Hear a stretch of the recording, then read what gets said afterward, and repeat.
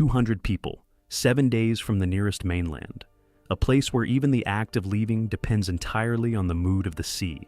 Tristan da Cunha has no airport, no regular ferry, and no fast way out. In May 2026, a single suspected case of the Hunter virus linked to the MV Hondius was enough to expose just how fragile life can become at this level of remoteness. On most islands, a medical emergency means making a phone call. Here, it means waiting.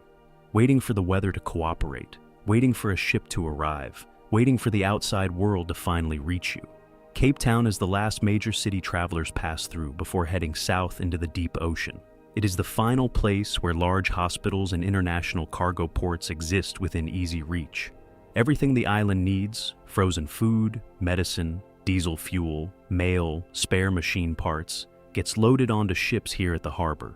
Only about 10 scheduled round trips take place each year between Cape Town and the island. Residents wait for those specific departure windows the way other people wait for a paycheck. The docks are active with crews moving heavy pallets of timber and metal up the ramps and onto the decks of the red and white supply vessels.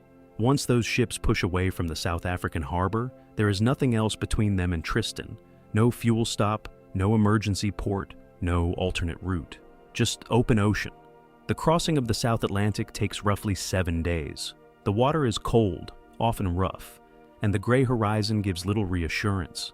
During the voyage, albatrosses glide alongside the vessel for mile after mile without ever touching down on the surface. There is no nearby runway and no alternate harbor to divert toward if something goes wrong mid-crossing. When land finally appears, the ship must navigate carefully toward a small inlet called Calshot Harbor, the only point of entry for this entire community of around 200 people. But arriving near the shore is not the same as arriving on the island. Strong winds and heavy swells frequently make it impossible for the small transfer boats to operate safely. A ship might sit anchored just off the coast for several days, within sight of land, while the sea decides whether anyone gets off. The island has no deep-water port, which means passengers climb down the hull on a ladder and drop into a smaller vessel to finish the journey. If the waves are running too high, the boat simply turns back, and everyone waits another day.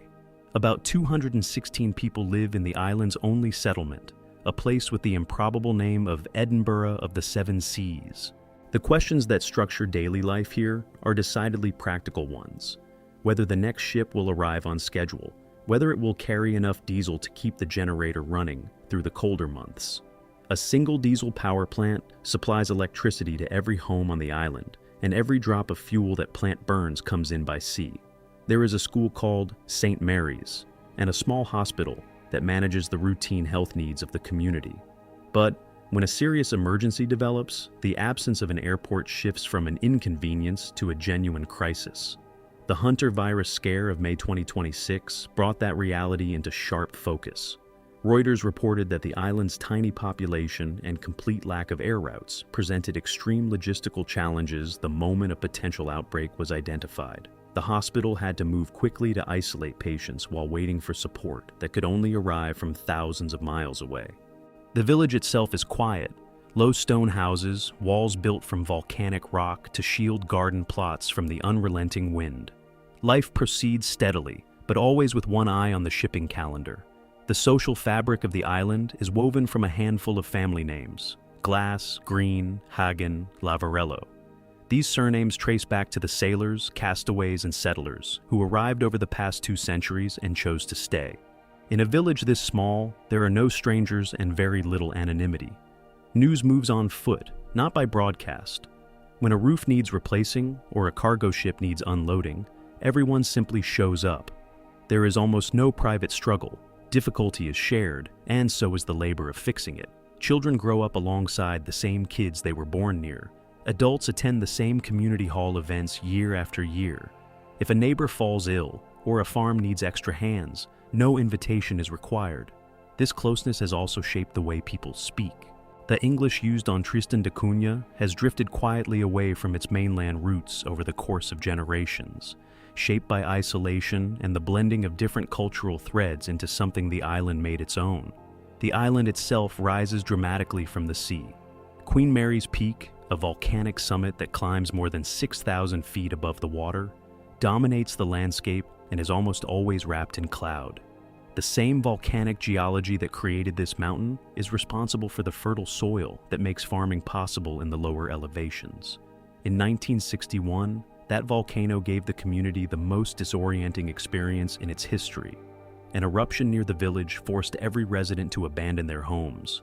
The entire population was evacuated by ship to England, where they spent 2 years navigating a completely different world: cities, traffic, supermarkets, the constant noise of modern life. In 1963, most of them voted to return.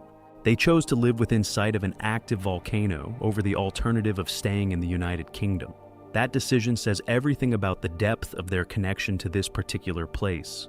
The hardened lava flows from that eruption are still visible today, running toward the houses like frozen rivers of dark rock. To feed themselves so far from any grocery shelf, the residents maintain a tradition called the potato patches, plots of farmland where each family grows its own crops as a buffer against the delays that storms and rough seas can cause with the supply ships. Cattle and sheep graze on the grassy slopes near the cliffs, providing meat and wool. Beyond agriculture, the island's economy depends significantly on the Tristan rock lobster, harvested from the cold surrounding waters, processed at a factory on the island, and exported to markets in Japan and the United States. Northern rockhopper penguins share the same rocky shoreline, living alongside the human residents in an arrangement that has apparently worked for a long time. Every person on the island carries a role in this system: factory work, field maintenance, stone wall repair. The combined effort of 200 people is what keeps the whole operation running. Surrounding Tristan da Cunha are 2 uninhabited islands, Nightingale and Inaccessible, that belong to a different world entirely. Inaccessible Island is home to the Inaccessible Island Rail, officially the smallest flightless bird on Earth. It looks like a compact black bundle of feathers with vestigial wings, and it survives on this single remote outcrop because nothing has ever arrived to hunt it. No cats, no rats, no predators of any kind. That absence has preserved it for thousands of years, despite its complete inability to fly. Another animal found in this island group is the Tristan thrush, which has developed the unusual habit of raiding the nests of larger seabirds, eating not just the eggs but also the chicks. Nightingale Island serves as a major breeding ground for millions of Atlantic yellow-nosed albatrosses, identified by the vivid yellow stripe running along the top of their dark bills. Thousands of northern rockhopper penguins also gather along the steep volcanic shores to nest, hauling themselves up the sharp rock faces with a characteristic hopping motion to reach the grass above the waterline. These islands are recognized as World Heritage Sites because they represent a natural environment where evolution has continued without any meaningful human interference.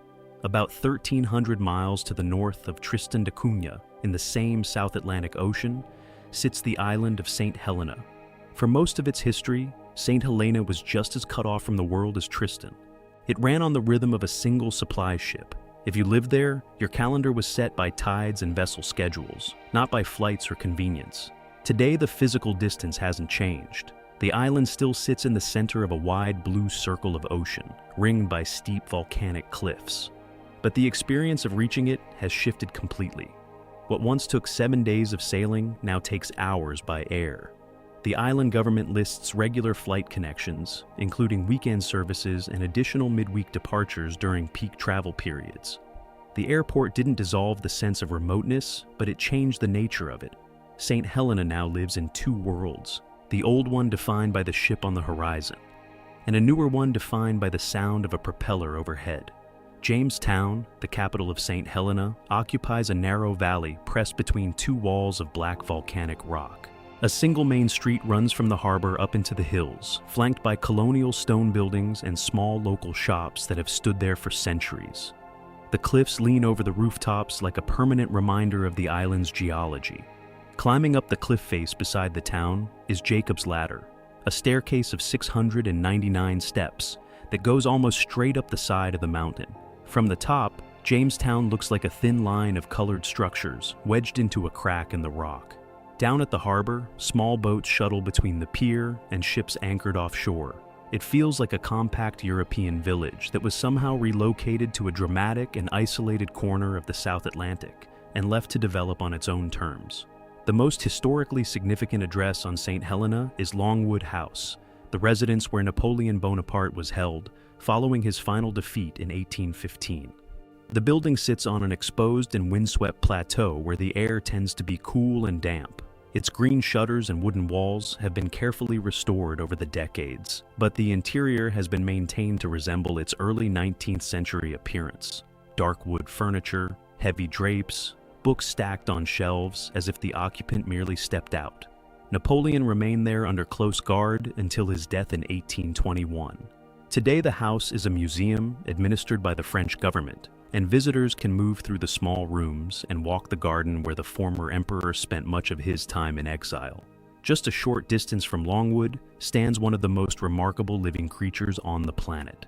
Jonathan, a giant tortoise, has been resident on St. Helena since 1882, when he arrived from the Seychelles. He is now more than 192 years old, making him the longest-lived land animal. Jonathan shares the green pastures of Plantation House, the governor's official residence, with 3 other giant tortoises named David, Emma, and Fred. The 4 animals move slowly across the lawn, grazing or resting in the sun, their dark shells worn smooth with age.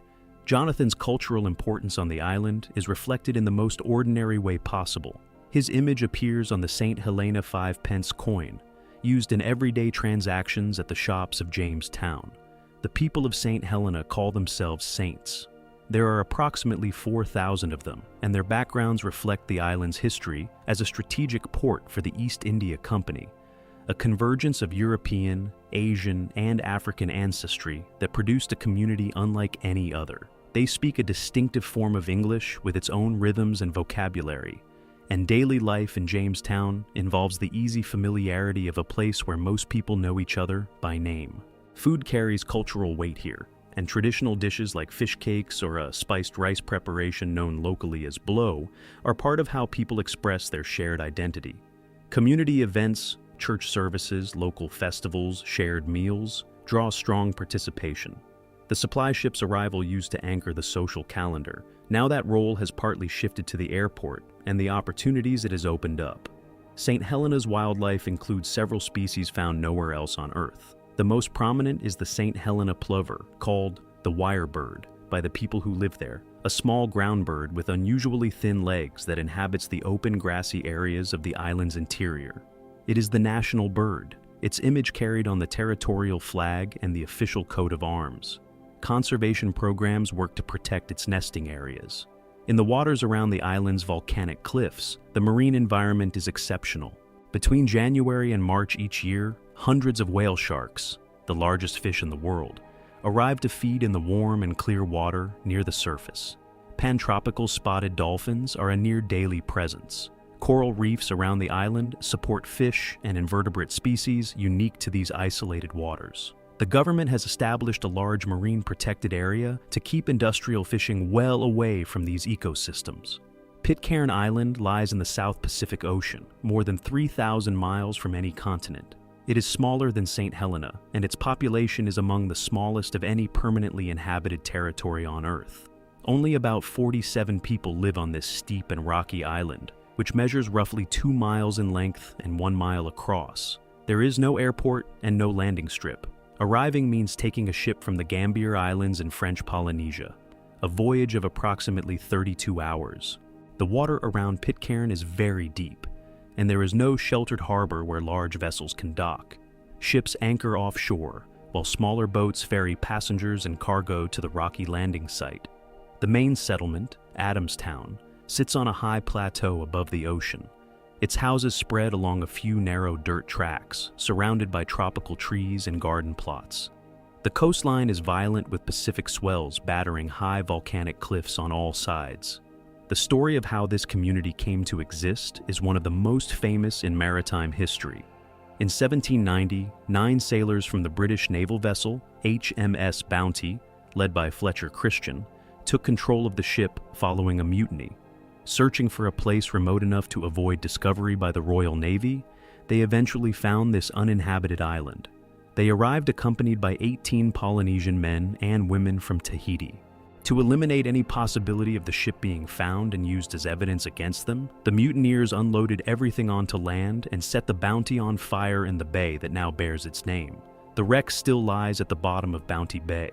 The community remained unknown to the outside world for many decades. Every person living on Pitcairn today is a direct descendant of those 9 sailors and their Polynesian companions. That founding story is embedded in every part of island culture.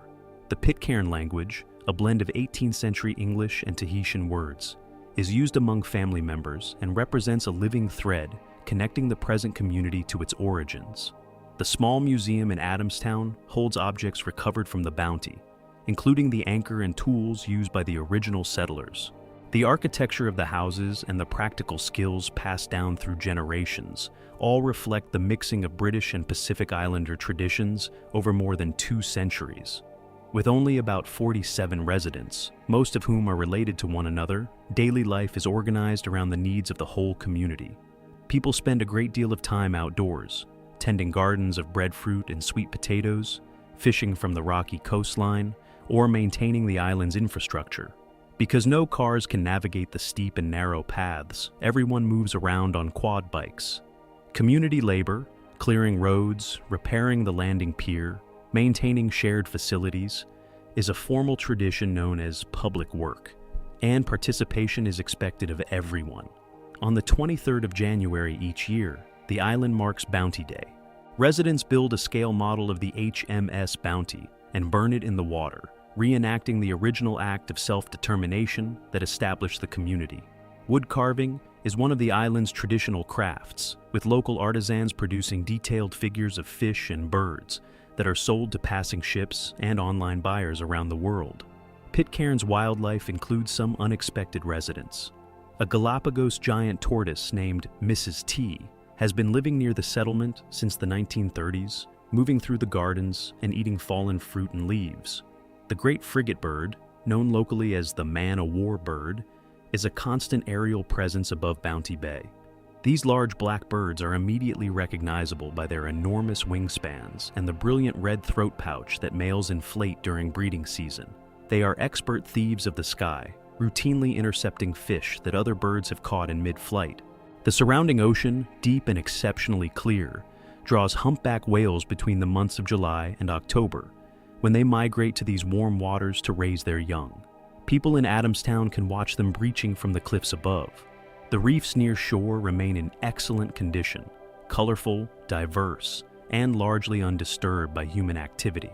Norfolk Island sits in the South Pacific Ocean, approximately 900 miles east of the Australian coast. Volcanically formed, like the other islands in this journey, its surface looks nothing like them. The landscape is covered in rolling green hills and thousands of tall Norfolk Island pines, trees with symmetrical layered branches that have become the defining image of the place. The island measures 5 miles by 3 miles and supports a permanent population of around 1,700 people. There is a functioning town, paved roads, and a modern airport with regular flights from Australia arriving several times each week. Norfolk Island represents a version of remote island living that has been significantly shaped by development. But before it became anyone's home, Norfolk Island served a much darker purpose. Between 1788 and 1855, the British used it as a penal colony for convicts considered too dangerous or too difficult to manage elsewhere. The island's remoteness made escape unthinkable. Prisoners were put to work constructing massive stone buildings and high enclosure walls from local limestone. Much of that work still stands today in the coastal settlement of Kingston, where thick-walled barracks and the remnants of stone cells line the waterfront. Walking through Kingston means moving between the brilliant blue of Kingston Bay and structures that were built under conditions of brutal forced labor. The contrast is striking and uncomfortable in equal measure. In 1856, the composition of the island changed entirely when approximately 194 people relocated from Pitcairn Island to start a new community on Norfolk. These families carried their language, their customs, and their ancestry with them. The Norfolk language, that same blend of 18th century English and Tahitian, is still spoken in homes and at local markets, and it is taught in the school to ensure that the Bounty connection remains a living part of island identity. Surnames like Christian, Quintal, and Adams are common across the island. The community built here values trust and takes it seriously. There are no traffic lights. Every driver waves at every other driver they pass in a custom known as the Norfolk Wave. Cows graze freely along the roadsides and have right of way. Car keys are left in ignitions. Front doors go unlocked. The crime rate is, by most measures, essentially non-existent. On the 8th of June each year, the island celebrates Bounty Day, a separate observance from Pitcairns, marking the arrival of the original families from that smaller island. People dress in 19th century clothing and straw hats and march down to the historic Kingston Pier.